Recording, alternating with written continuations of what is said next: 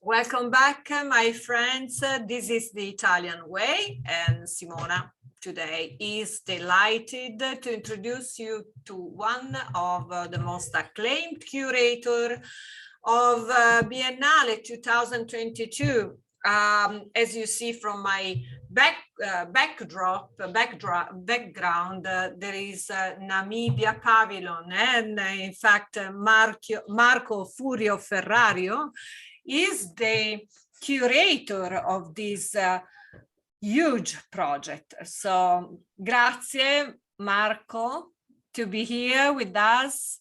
And I will start asking you how you begin thinking that art will be your main occupation, and some of your first steps in your education. Thank you, Simona. Thank you for having me in your channel. I first began to study artist in my academic path. I studied philosophy as a bachelor, and I took different courses in aesthetics and in the physiology of the brain.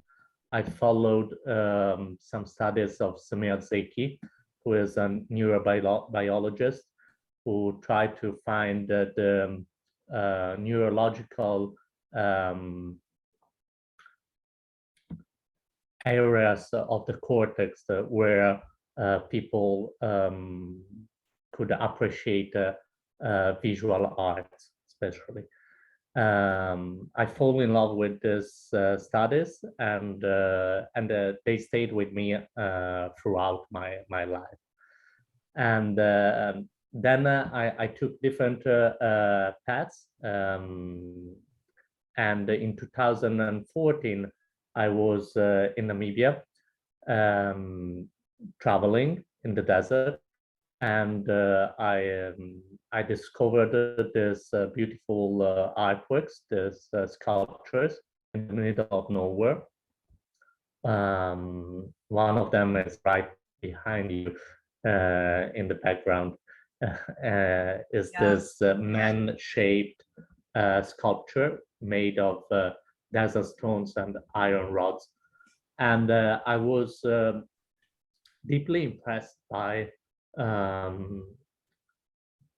the communication there was between the artwork and the landscape. And I started researching these artworks. And when the COVID came, I decided to try to bring them to the Biennale, because Namibia had never participated in the Biennale, and I thought that these sculptures could have been a great start for the country.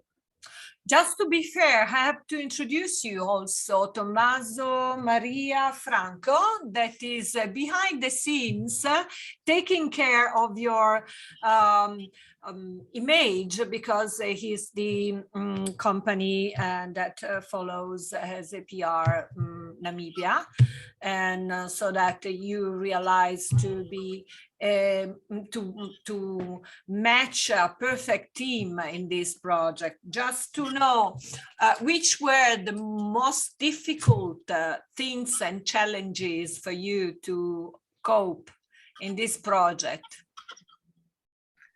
Yes, thank you for introducing Tommaso, who is part of the team AFF Communication, who is the press office actually for the pavilion. So they're taking care of the press, the relationship with press and media. Regarding the challenges of the pavilion, of course, being at the booth, being a first time, is always interesting and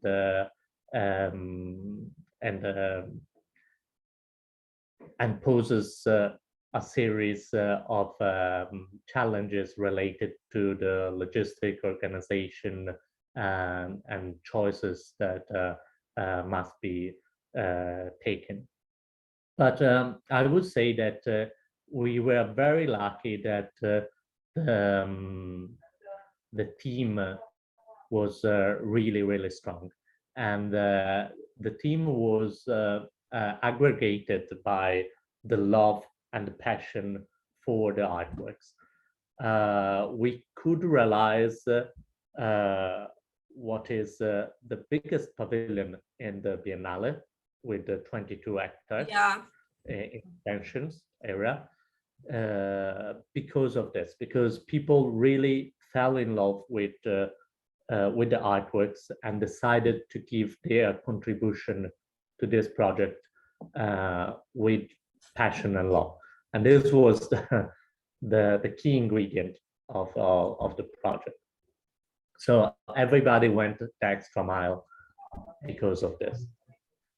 And the next question that I want to ask you is, who are your main role model in this world? Yeah, I mean, which are your reference models you've been involved and inspired? You mean my mentors? Yeah, in a way, your mentor, but also something that is much far away from you in physically, but could influence you. I mean, for me, it can be Oriana Fallaci, for instance, but of course it's far away because she's not anymore here. But so let's talk about your inspirational my intellectual references. Okay. Definitely. Thank you. This is a very interesting question. I have a particular path in my studies. So I was always interested by both the artistic path and the scientific one. So I was influenced by different kind of studies. For sure, for me, it's very important to approach a topic from a different perspective. So, for instance, I mentioned the studies of Samir Zeki because he definitely influenced my view, my take on art. The way he explained from a scientific point of view how the human brain processes images is something that stayed with me and influenced the way I see art and the way I interpreted art. But also, I have some authors that are more intimate, more on the aesthetic and theoretical side of philosophy of aesthetics that have influenced specifically the pavilion also. And this obviously is Immanuel Kant, which is quoted several times in different texts and in my curatorial note. In particular, in the passages of the Critique of Pure Judgment, where Kant described the relationship between the artworks and nature, which is a deeply rooted relationship, which boils down to the figure of the artist, which in Immanuel Kant's view is the means through which nature gives its rules to art. And that is also pretty much my intuition and my interpretation of art. So you fascinated me, so much, because when I read that you've been studying philosophy, as I've been studying philosophy as well, I don't know how it comes. My father is an artist, and so I do not really start studying art to then in my mind understand that through philosophy you can maybe communicate better and understand better what art is. I don't know if you agree with me in this. No, I mean, philosophy has helped me a lot. And so that thanks to your study background, which was your main achievement, main goals? So can you give us some examples on how you could match better the work you are doing as a curator that is something really concrete, okay? Because it's not only, yes, I think it would start from an idea, but then you have to play with different, in this case, with a huge area in the island of Certosa, and also to understand different mechanisms. And so I want to really know how you, these philosophy studies and this mindset could help you in achieving different goals. Well, this sounds like a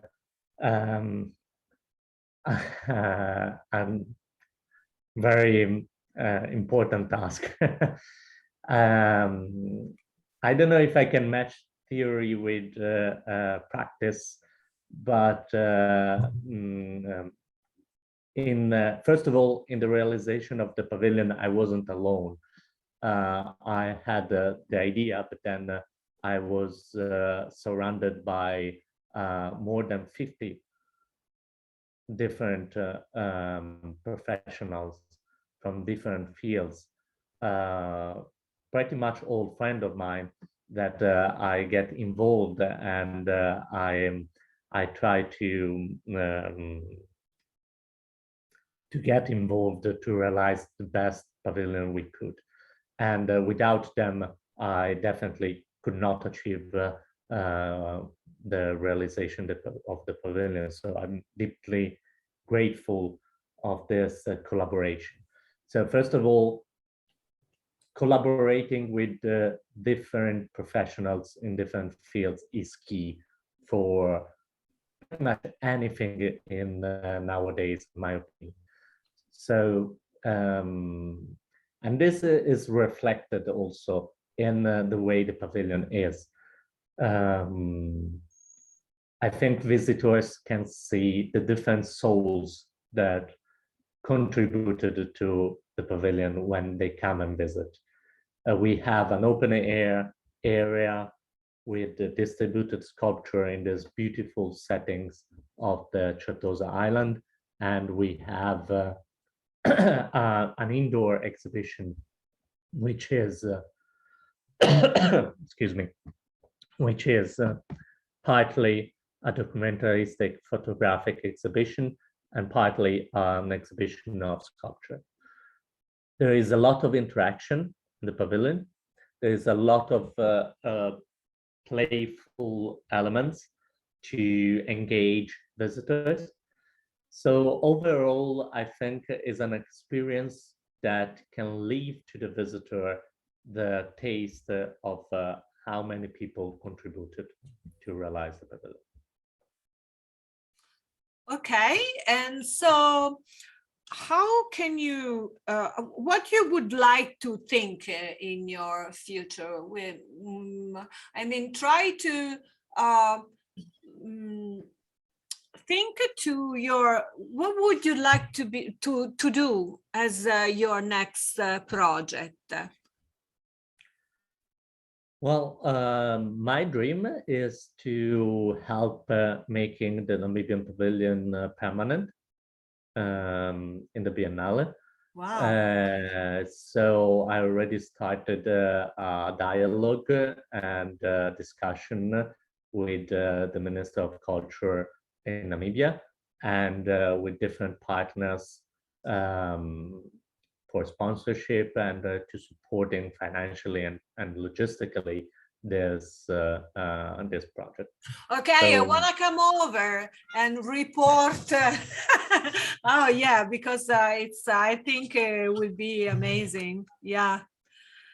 there is still a lot of there is such a lot of movements and artists in Namibia to be shown that obviously we couldn't bring all to the first exhibition. So we thought to focus on what was the most innovative, in my opinion, art project at the moment. But already we had in mind to bring this into the future and make other pavilions in the upcoming editions of the Biennale, and also maybe another art exhibition in the world.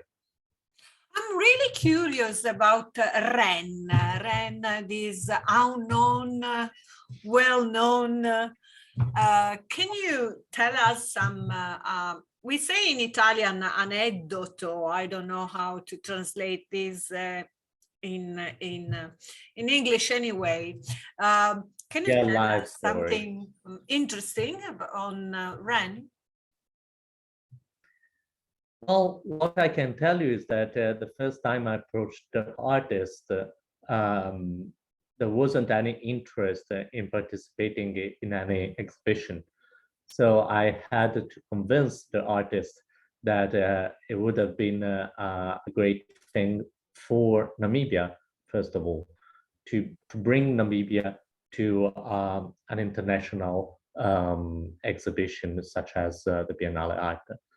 And the condition that was asked from the artist was that the artworks should have come first.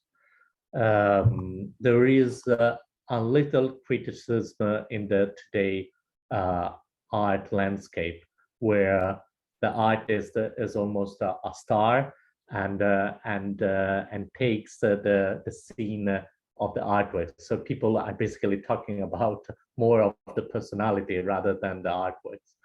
And so when I approached the artist, the first the condition to make the pavilion was this one, and so I agreed. I also think that especially contemporary art is sometimes too much focused on the personality, on the character, and less on the artworks themselves, which is a pity in my opinion. So I totally embraced this request, and I put my effort into realizing it. So the artist chose the pseudonym Ren, and I did everything that I could to bring the artworks to the scene and leave the personality behind. Marco, it has been really a pleasure to know you better and also to understand more things on Namibia Pavilion. And I really invite everybody to visit Certosa, the wide territory of Namibia, because I think Marco Furio Ferrario and all his teams and all the people involved in this project needs to be absolutely acclaimed and supported. So I really hope to meet you one day in person. Don't go away now, because I stopped the recording, but I want to talk you for a few minutes and then keep on staying tuned. This is the Italian way, and it is has been a lovely conversation with Marco Furio Ferrario. Stay tuned. Ciao. Thank you.